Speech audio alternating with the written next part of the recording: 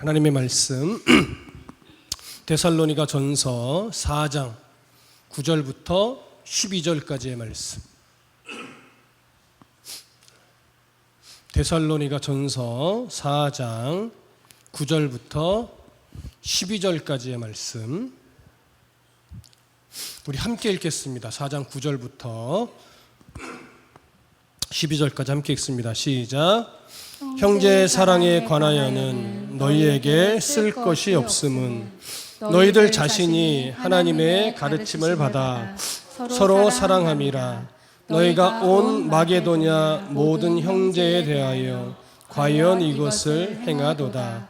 형제들아 권하노니 더욱 그렇게 행하고 또 너희에게 명한 것 같이 조용히 자기 일을 하고 너희 손으로 일하기를 힘쓰라. 이는 외인에 대하여 단정히 행하고 또한 아무 궁핍함이 없게 하려 함이라. 아멘. 바울은 이 앞의 내용에서 데살로니가 지역에 만연했던 성적 문란함을 지적하면서 성도의 거룩한 생활에 대해서, 삶에 대해서 교훈했습니다. 특히 이 성도의 거룩한 생활이라고 하는 것은 세상과 단절되어 살아가는 거룩함을 말하는 것이 아니라 세상 속에서 구별되어 살아가는 그런 거룩함이라는 사실도 강조했죠. 이러한 거룩한 삶이라고 하는 것은 어느 날 단번에 완성되어지는 것이 아니라 인생이라는 삶 속에서 끊임없이 훈련되어 완성되어져 가는 그런 거룩함이라는 사실을 교훈했는데, 이런 거룩함의 훈련의 그 대표적인 예가 바로 음란을 버리는 것이었습니다. 이제 바울은 형제 사랑에 대한 교훈을 오늘 본문을 통해서 하는데, 자, 먼저 9절을 함께 읽겠습니다. 4장 9절 함께 읽습니다. 시작. 형제 사랑에 관하여는 너희에게 쓸 것이 없음은 너희들 자신이 하나님의 가르침을 받아 서로 사랑함이라. 자, 여기 보니까 바울이 형제 사랑에 관하여는 이렇게 이야기를 합니다. 이 표현에는 어떤 의미가 담겨 있냐면, 데살로니가 성도들이 디모데를 통해서 바울에게 이 형제 사랑에 관해서 어떤 질문을 한 것으로 여겨져요. 구체적으로 어떠한 질문을 어떻게 했는지는 알 수 없으나 바울은 디모데를 통해서 데살로니가 성도들이 형제 사랑에 관한 질문을 받고 그에 대한 대답으로 형제 사랑에 관하여는 너희들에게 쓸 것이 없다, 이렇게 반응을 한 겁니다. 이것은 어떻게 보면 데살로니가 교회 성도들을 향한 최고의 칭찬이라고도 할 수 있어요. 왜냐하면 데살로니가 성도들은 형제 사랑이라고 하는 이 주제를 가지고 너무나 하나님 앞에 잘 순종하고 잘 실천하고 있었던 모습을 가지고 있기 때문에 굳이 형제 사랑에 대해서 너희들에게 권면할 것이 별로 없다, 이런 의미가 되기 때문에 어떻게 보면 최고의 칭찬이라고도 할 수 있습니다. 그렇다면 조금 더 형제 사랑에 관해서 우리가 좀 살펴볼게요. 오늘 지금 바울이 지금 9절에서 언급한 형제 사랑, 자, 헬라어로는 필라델피아라는 단어를 씁니다. 이 필라델피아는요, 합성어거든요. 뭐와 무엇의 합성어냐면 우정을 의미하는 필리아, 그리고 형제를 의미하는 아델포스가 합성돼서 필라델피아라는 하나의 단어가 만들어진 겁니다. 따라서 이 단어는요, 형제 간의 깊은 사랑, 혈통적인 형제 간의 깊은 사랑을 의미하는 거예요. 그래서 필라델피아라는 단어가 만들어진 거죠. 그런데 바울은 이것을 어떤 혈통적인 관계에 있는 사람들에게 이 단어를 사용하지 않고 데살로니가 교회 공동체를 향해서 형제사랑, 필라델피아라는 단어를 사용을 했어요. 왜냐하면 바울은요, 이유가 있고 의도가 있는 거예요. 그리스도를 믿음으로 인해서 새로운 생명, 영적인 생명을 부여받은 그리스도인은 이제 그리스도 안에서 새로운 영적 형제가 되었음을 의미하는 거예요. 그래서 너희들은 혈통적으로는 형제자매가 아니지만 예수를 믿음으로 말미암아 영적으로는 그리스도 안에서 하나의 형제자매가 되었다라고는 의미가 되죠. 그러면 그리스도 안에서 새로운 영적인 그 형제자매가 되었다는 것은 거기에 어떠한 의무, 어떠한 책임 하나 들어가는 거냐면 사랑해야 하는, 그리스도의 마음으로 서로 간에 사랑해야 되는 책임과 의무가 생겨난 거예요. 이것을 강조하는 겁니다. 이렇게 이제는 다드림교회 공동체 구성원들도 예수 그리스도를 믿는 하나의 방향성을 가지고 모인 무리이기 때문에 그리스도 안에서 우리는 한 형제요, 한 자매가 되었습니다. 그렇다면 우리는 이제 서로에게 그리스도의 사랑을 실천해야 될, 사랑으로 서로 정말 깊은 마음을 가지고 사랑해야 될 책임과 의무가 주어진 거예요. 그래서 우리는 사랑한다고 노력은 하지만 사실 우리에게 한계가 있고 여전히 부족함이 있고 때로는 그리스도인답지 못한, 그리스도인다운 사랑을 전혀 실천하지 못하는 순간도 많죠. 그럼에도 우리는 이 말씀을 다시 한번 마음에 새겨서, 그렇지, 교회 공동체 이 구성원들은 주 안에서 우리가 정말 영적인 형제요 자매지. 그럼 정말 믿음의 가족을 대해서 내가 진실하게 사랑을 해야 하는 거지.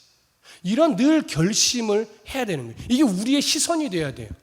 요한복음 13장 34절과 35절에 보면 예수님이 이미 우리에게 주신 계명이에요. 새 계명을 너희에게 주노니 서로 사랑하라. 내가 너희를 사랑한 것 같이 너희도 서로 사랑하라. 너희가 서로 사랑하면 이로써 모든 사람이 너희가 내 제자인 줄 알리라. 자, 교회 공동체는 그리스도 안에서 정말 진실하게 사랑을 나누는 형제 자매의 관계가 되어야 합니다. 근데 왜 형제 자매로서의 이 사랑을 실천하며 애써야 하느냐? 단순하게 사랑을 나누는 것이 하나님의 명령이니까 이것만이 아니에요. 예수님은 그 이유를 이렇게 설명했어요. 너희가 서로 사랑하면 이로써 모든 사람이 너희가 내 제자인 줄 알리라. 교회가요, 교회 공동체 구성원들이요, 진실하게 그리스도인의 사랑을 나누며 살아간다면 세상 사람들은 그런 우리들의 흔적을 보고 야, 정말 예수 믿는 사람 맞구나, 정말 예수 믿는 자답구나, 예수님의 제자가 맞구나, 이렇게 인정한다는 거예요. 근데 현대로 오면 올수록 그런 인정을 못 받죠. 근데 이유가 뭘까요? 답은 간단해요. 예수님이 명령하신 그 사랑을, 내가 너희를 사랑한 것 같이 너희도 서로 사랑하라는 이 명령을 올바르게 실천하지 못하고 있기 때문에 그래요. 오히려 세상은, 오히려 여러 교회들은요, 세상도 하지 않을 것 같은 분란과 싸움과 다툼으로 얼룩져 있습니다. 여전히 법정에는 교회의 싸움으로 이 고소고발이 여전히 곳곳에 난무해 있어요.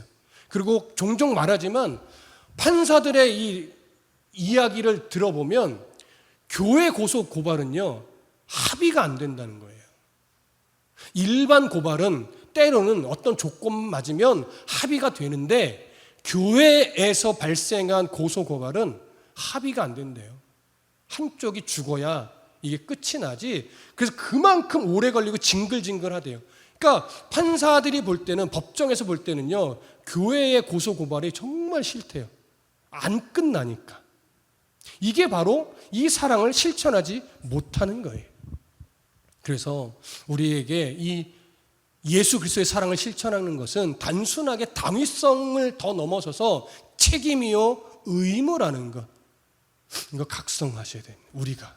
왜냐하면 우리도 그리스도의 사랑으로 서로 아끼고 사랑한다 하지만 우리들만 보도 사실은 너무나 많이 부족하잖아요. 저는 제 스스로가 목회자의 성향이 아니라고 여기는 것 중에 하나가 뭐냐면, 저는 진실로 여러분들을 아끼고 사랑하는 마음이 있지만요, 없는 거 아니에요. 오해하지 마세요. 있어요. 있는데 정말 제가 예수님이 말씀하신 것 같이 이러한 사랑을 하고 있는가? 이렇게 질문하면 저는 너무 한없이 부끄러워져요. 왜냐하면 여기서요, 오늘 본문 9절에 보면 형제 사랑을 이야기하면서 필라델피아를 썼잖아요. 근데 형제 사랑에 관해 너희가 쓸 것이 없으면 너희들 자신이 하나님의 가르침을 받아 서로 사랑하고 있다라고 할 때 이 사랑은 아가페를 써요.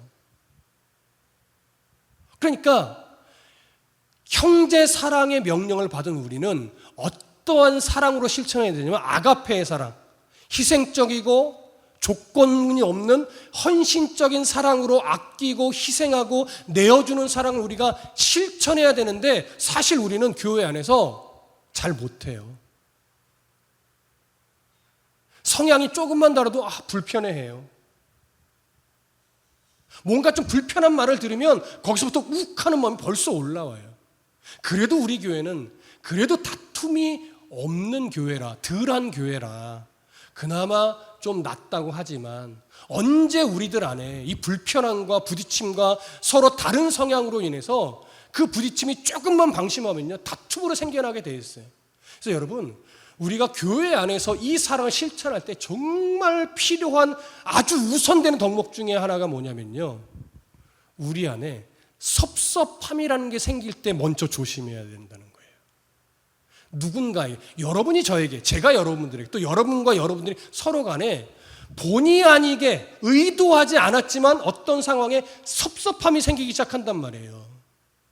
그때 그 섭섭함을 잘 풀어내야 되는데 이걸 잘 풀어내지 못하고 꿍 하고 속에 계속 쌓이다가 어느 순간 이게 해결되지 않은 상태로 툭 터지면 여기서 이제 분열과 다툼과 안타까운 일들이 발생하기 시작해요. 그래서 저는 지금이 우리 교회가 너무나 좋은 시기지만 너무 위험한 시기라고도 생각을 하는 거예요.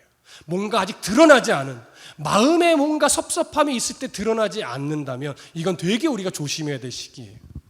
혹여나 여러분들 안에 서로가 의도하지 않았지만, 교회가 의도하지 않았지만, 저도 의도하지 않았지만 무엇인가 어디선가 왠지 모르게 섭섭함이라는 게 조금씩 자리 잡아 있습니까? 여러분, 지금 그 문제들을 지혜롭게 잘 풀어내십시오. 그래야 형제 사랑을 실천할 수 있습니다. 그것이 잘 해결이 되고 풀어지고 서로 사랑하는 관계가 되어질 때 일동 지역에서 주변의 사람들이 다드림교회 성도들을 보면서 야, 교회답다, 아, 그리스도인답다, 예수님의 제자인가 보다, 이런 인정을 받게 되는 거예요. 이런 그런 소망을 우리가 꿈꿀 수 있기를 소망합니다. 데살로니가 교회 성도들은 바로 이런 사랑을 잘 실천해내고 있었던 거예요. 그래서 이 형제 사랑을 이제 바울을 통해서 배우고 성령께서 깨닫게 해주시는 대로 그 사랑이 어디로 흘러가든지 계속 흘려보냈는데, 그 흘려보내는 사랑이 어디까지 그 사랑을 흘려보냈냐면 10절은 이렇게 설명을 합니다. 너희가 온 마게도냐 모든 형제에 대하여 과연 이것을 행하도다. 형제들아 권하노니 더욱 그렇게 행하고, 이렇게 말합니다. 온 마게도냐 지역까지 형제 사랑을 실천했대요. 그 온 마게도냐 지역이라는 것은 어떤 의미냐면 이 데살로니가는 마게도냐라고 하는 큰 지역, 우리나라로 따지면 시나 도에 해당하죠.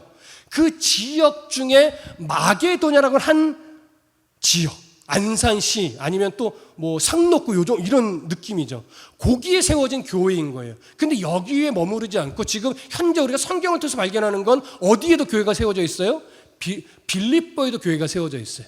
또 바울이 도망갔던 베레아 지역도 교회가 세워져 있어요. 이렇게 드러난 데도 있지만 성경에 기록되지 않은 다른 도시에도 분명 교회는 바울로 인해서만이 아니라 여러 다른 성도를 통해서라도 교회는 세워졌을 거예요.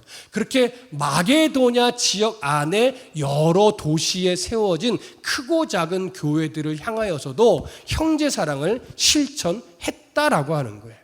어떻게 실천했을까? 우리가 정확하게 실천의 내용은 알 수 없으나 아마도 교회가, 어떤 지역의 교회가 어떤 경제적으로 물질적으로 어려움에 닥쳤다라는 소식이 들려오면 금액이 크든 작든 자신들의 마음을 모아서 도움의 손길로 보내줬을 거예요.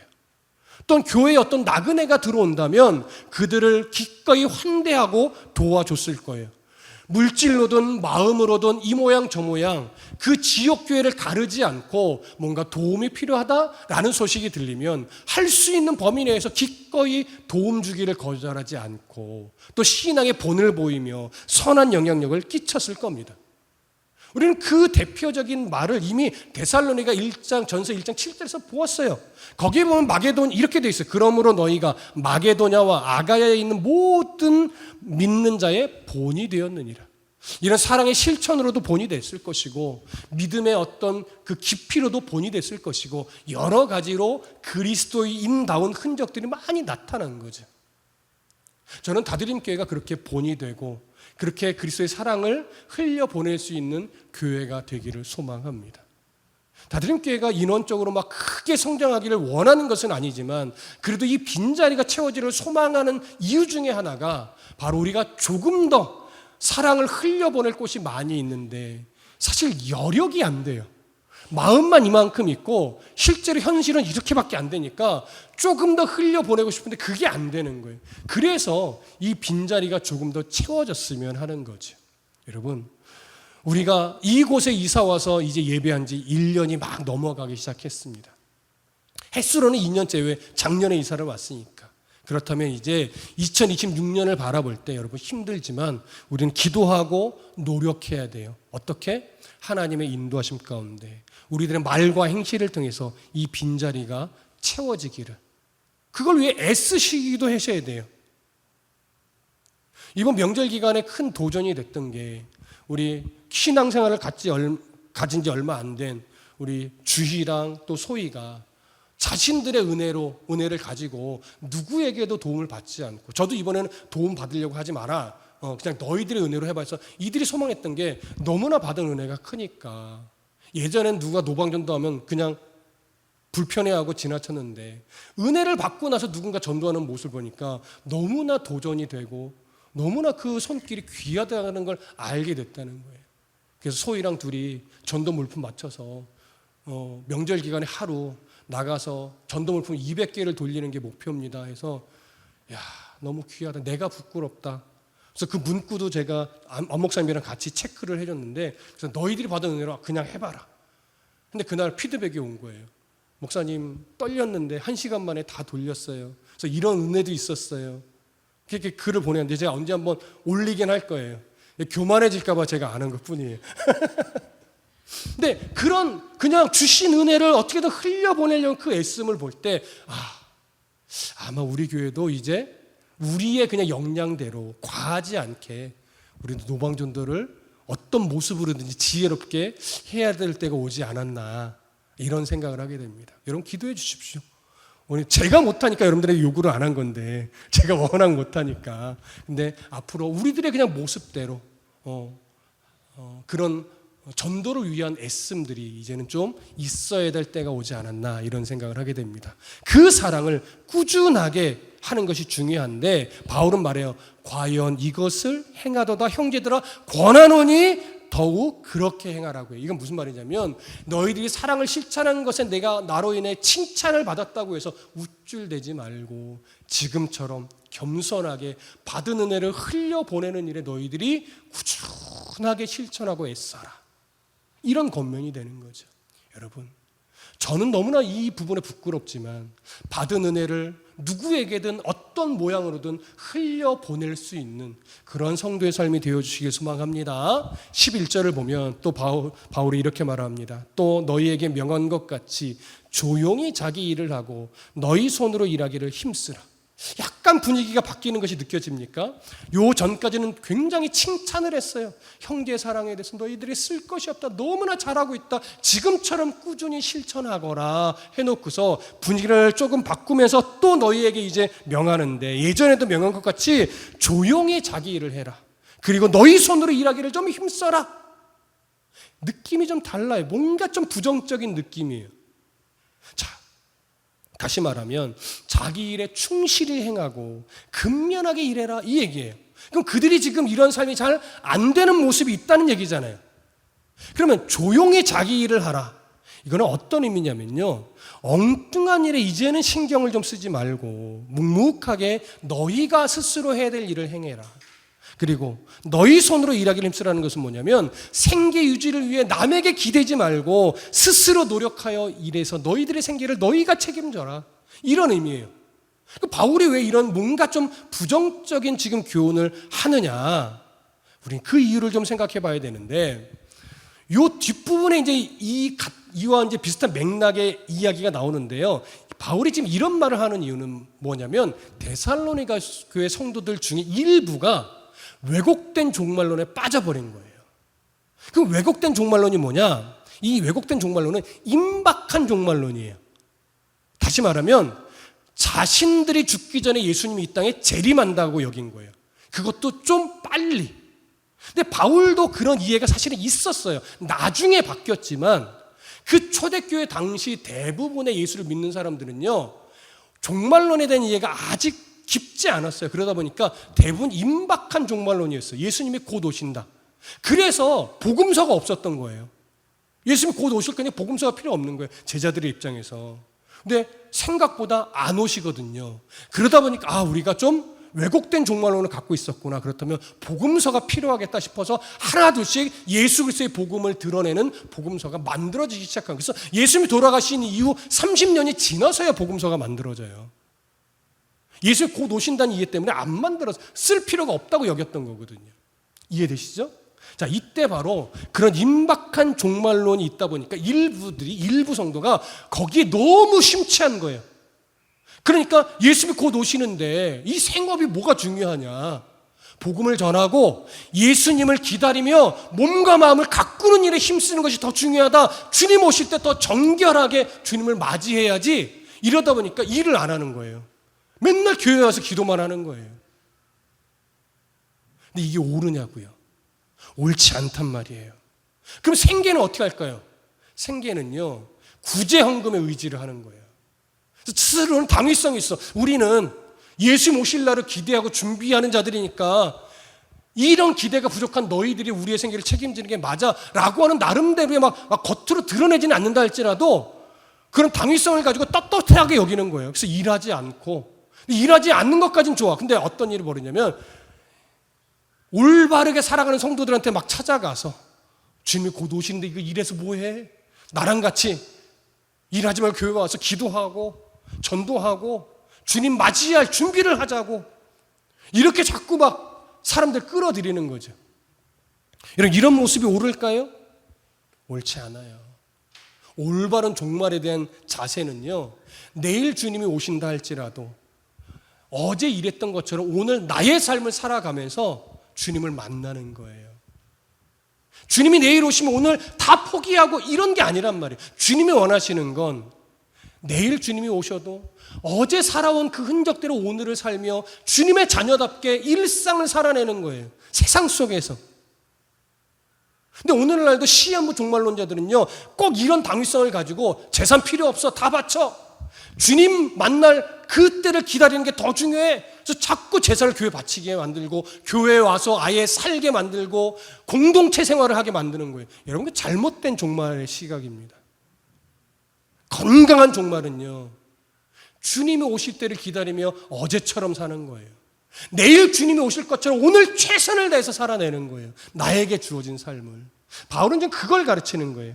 그래서 11절에 말한 거예요. 너에게 명한 것같이 조용히 자기 일을 하고 떠벌리고 다니지 말고 너희들의 무리에 막 끌어들이려고 하지 말고 각자 주님이 명하셨던 대로 각자의 영역대로 삶을 진실하게 살아내고 구제헌금에 의지하려고 하지 말고 너희들의 생업을 그대로 유지해.